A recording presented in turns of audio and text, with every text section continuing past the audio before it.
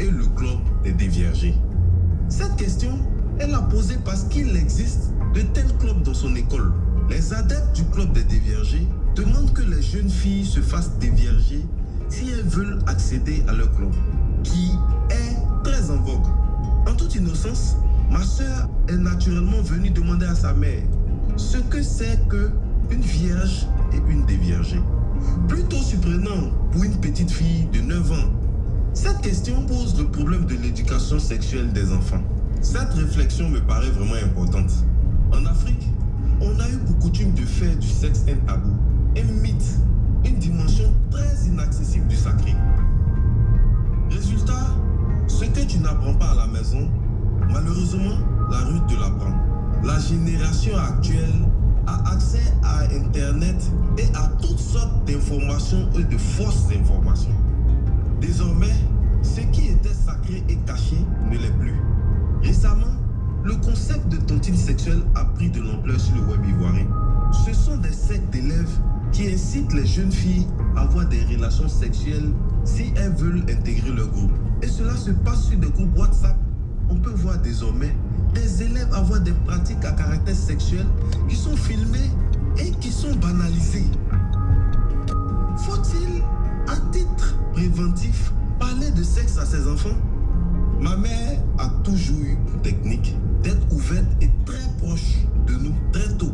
Elle a réussi à nous informer sur certaines questions sexuelles en associant cette éducation avec une grosse pincée de spiritualité et d'évangile. De sorte que la rue ne réussisse pas à nous désinformer. Alors vous aussi, parlez de sexe à vos enfants avant que les autres ou Internet le fassent pour vous. Marie-Jeanne Serban-Thomas, je vous ai vu ouvrir de grands yeux et prendre des notes. Hein. Oui, tout à fait. Je ne connaissais pas les tontines sexuelles, mais ça prouve bien que l'information ne passe pas et que les tabous, malheureusement, toute l'omerta qu'il y a sur la sexualité est encore très très prégnante. Un billet que vous pouvez lire sur le blog de Judy Kaeladou. C'est sur mondoblog.org. Oui, un dernier conseil de lecture avant de nous quitter. Les IA arrivent-elles vraiment à créer? C'est le titre du billet de Rob Alarcon, un nouveau blogueur qui écrit de Chicago et qui est aussi photographe. Alors lui n'accueille pas l'arrivée des logiciels générateurs d'images artificielles à bras ouverts. L'art ne doit pas tomber entre les mains de l'IA et rester une création humaine.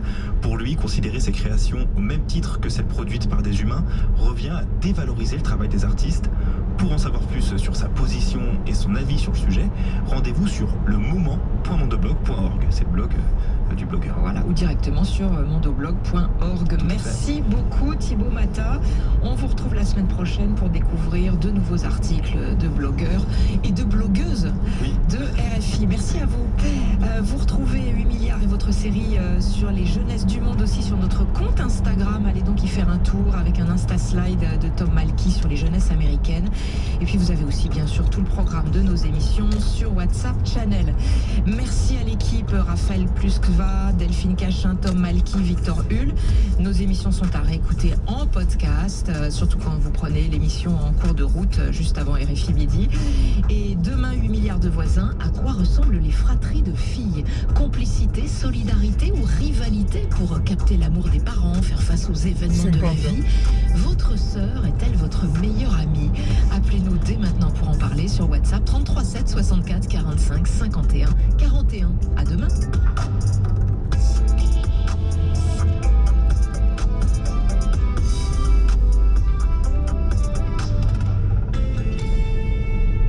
C'était 8 milliards de voisins qui vous a été proposé par le groupe Azalea Hotels, leader régional de l'hôtellerie en Afrique de l'Ouest. L'Afrique en jeu, sport en légende. Sylvain Henri Cissé. Les Jeux Olympiques de Los Angeles se sont déroulés en 1932 dans une crise économique mondiale.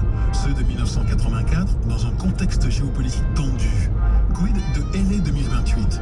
À découvrir dans une mise en récit samedi et analysée avec l'historien Pascal Blanchard. L'Afrique en jeu, sport en légende avec Sylvain Henri Cissé tous les samedis à 11h30 TU sur RFI. En sol majeur, Yasmine Chouaki. Avec Phuong Bui Tran, qui a été la première à enseigner l'histoire des femmes au Vietnam. Titulaire de la chaire Monde francophone au Collège de France, elle conjugue l'histoire de son pays au féminin et pour en sol majeur évoque le mythe du dragon et de l'immortel. En sol majeur, Yasmine Chouaki. Samedi à partir de 14h10 temps universel et en podcast sur RFI.fr.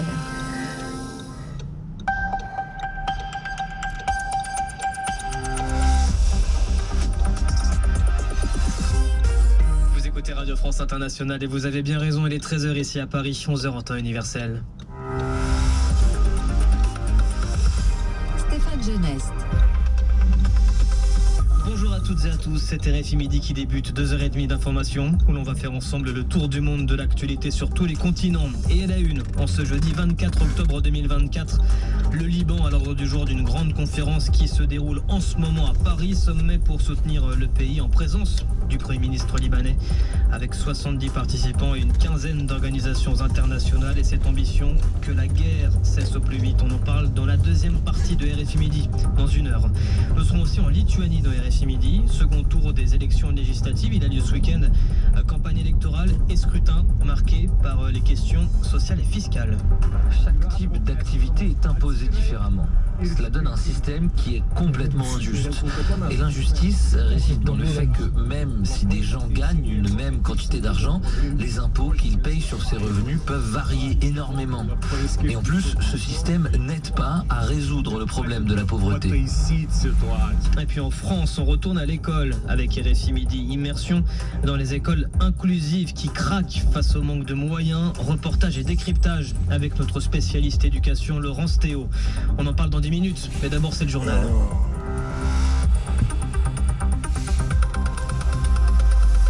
Bonjour Gilles Moreau.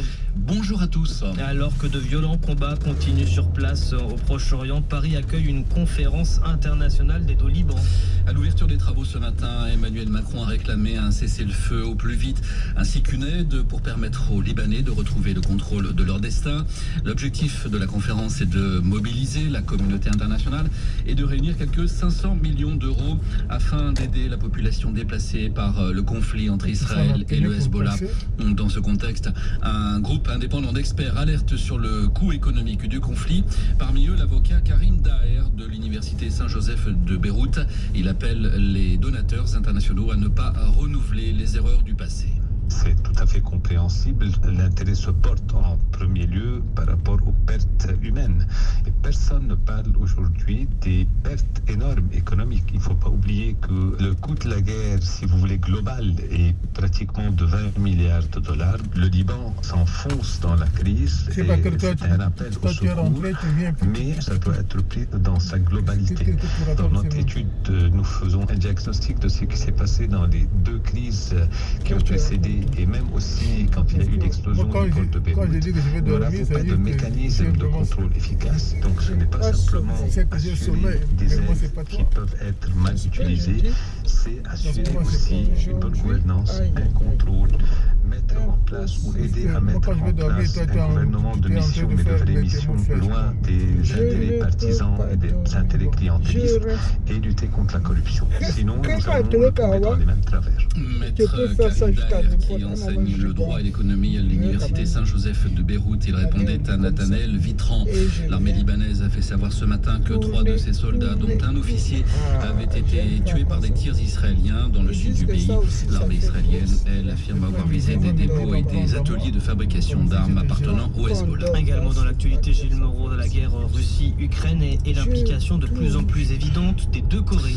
La Corée du Sud va étudier avec davantage de souplesse, je cite le communiqué présidentiel, la possibilité d'envoyer des armes à l'Ukraine.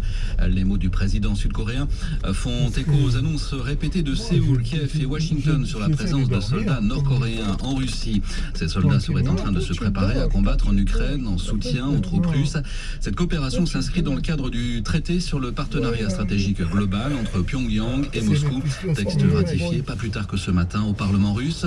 Nicolas Roca, bonjour. Bonjour Gilles. La question est, Nicolas, que peuvent faire les alliés de Kiev Kiev en réponse à une prochaine arrivée de troupes nord-coréennes en Ukraine. Alors a priori leurs options sont limitées. Séoul évoque, vous l'avez dit, la possibilité de livrer directement des armes, mais cette décision suppose de modifier la loi sud-coréenne qui interdit l'exportation d'armement à un pays en guerre. Pour changer la législation, le très impopulaire président Yoon Suk-yeol doit théoriquement convaincre l'Assemblée où il est très largement minoritaire.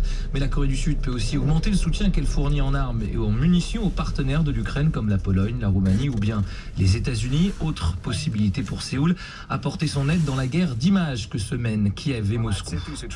Dans cette vidéo que vous entendez, diffusée hier par un projet du gouvernement ukrainien intitulé « Je veux vivre », une voix promet en coréen 3 repas par jour et un accueil confortable aux Nord-Coréens qui souhaiteraient déserter. Séoul envisage aussi d'envoyer des agents du renseignement pour coopérer avec les Ukrainiens. Pour le reste, du côté du Conseil de sécurité des Nations Unies, tout semble verrouillé. Gilles, la Corée du Nord est déjà très lourdement sanctionnée et toute nouvelle résolution sera bloquée par un veto russe. Nicolas Rocade du service international. À 13h05 ici à Paris, l'actualité en France, c'est le débat budgétaire à l'Assemblée nationale et le coup près du 49.3 qui peut tomber à tout moment. Oui, hier, le Conseil des ministres a donné son feu vert à cet éventuel recours au 49.3 qui, faut-il le rappeler, permet une adoption sans vote du texte. Le Premier ministre Michel Barnier a désormais toute liberté pour l'activer. Raphaël Delvolvé a le mérite de clarifier la situation chez les députés. Le bloc central est fataliste, la gauche résignée et le Rassemblement national, Raphaël, menaçant. C'est la fin d'un faux suspense, sans majorité pour personne dans cette assemblée morcelée. L'adoption du budget avec un vote est impossible, d'autant que plus le temps passe, plus le gouvernement est mis en échec par les oppositions. Véronique Louvagie du parti Les Républicains, membre de la coalition au pouvoir. Je pense qu'il faut encore laisser un petit peu de temps de débat, mais à un moment donné, il faudra siffler la fin de la récréation. La gauche crie à la brutalisation des débats, elle qui en commission comme dans l'hémicycle parvient parfois avec l'extrême droite, parfois avec certains centristes, à faire passer des amendements, notamment fiscaux. L'écologiste Sandrine Rousseau. Tel est le théâtre de la politique aujourd'hui. C'est absolument déprimant, mais dès le lendemain, on se remet au travail et on gagnera d'autres textes. De son côté, le Rassemblement national ne votera pas le budget et maintient la pression pour l'inéluctable motion de censure qui découlerait d'un 49.3. Si le RN la vote, le gouvernement tombe. Il a donc intérêt à être à l'écoute pour le député RN Thomas Ménager. S'il n'y a pas la reprise de nos solutions, il faudra qu'ils fassent leur carton. Si le budget est néfaste, trop néfaste pour les Français, nous n'hésiterons pas à censurer le gouvernement Barnier. Des exigences encore à préciser. Le RN a notamment pour ligne rouge les prix de l'électricité ou encore les retraités. Autrement dit, c'est lui qui décide de quand et sur quoi le 49.3 sera activé. Un reportage de Raphaël Delvolvé et de Victorien Villaume, nos collègues du service politique. Une situation toujours tendue sur l'île de la Martinique, île française des Antilles. Oui, la nuit dernière, les forces de l'ordre ont dû à nouveau dégager un axe routier, alors qu'une pharmacie fait partie des bâtiments incendiés ces derniers jours. Les quelques 3500 professionnels de santé de l'île demandent aux émeutiers de ne pas s'en prendre aux cabinets médicaux. On écoute Anne Criquet-Ayotte, elle préside la CPTS Madigna, la communauté professionnelle territoriale de santé en Martinique. On a eu un cabinet saccagé lundi. C'est un neurologue au Robert dont le cabinet médical a été saccagé, ainsi que celui d'une consoeur. C'est l'autre cabinet qui a été saccagé, c'est un kiné. 250 000 habitants en Martinique, 2 seuls neurologues libéraux. Et on a saccagé le local d'un neurologue libéral qui est installé depuis 1 an. C'est incompréhensible. On a 6-8 mois d'attente pour avoir un rendez-vous chez un neurologue dans une population vieillissante où les neurologues sont une denrée rare. On n'en a que 2 sur tout le territoire de la Martinique et on saccage le cabinet de ce neurologue. Donc je fais un appel au bon sens, à lever ces exactions, à arrêter ce sentiment malsain qui existe actuellement en Martinique pour laisser le libre accès aux soins à la population qui a besoin de se soigner. On doit prendre soin de l'autre. C'est de l'éthique et on doit faire attention. Et c'est pour ça que la CPTS a alerté, parce que ça ne peut pas continuer comme ça. Anne Criquet-Ayotte, jointe en Martinique par Frédéric Genot. Enfin, c'est aux opposants vénézuéliens que revient cette année le prix Sakharov, considéré comme la plus haute distinction de l'Union européenne en matière de droits de l'homme. Le prix Sakharov a été décerné ce matin à Maria Corina Machado et Edmundo González Urrutia, respectivement chef et candidat de l'opposition vénézuélienne à la présidentielle de l'été dernier. Et on y revient en longueur dans le journal de 14h, heure de Paris, dans 51 minutes pour être précis, puisqu'il est 13h09. Ici à Paris, c'était le journal avec Gilles Moreau.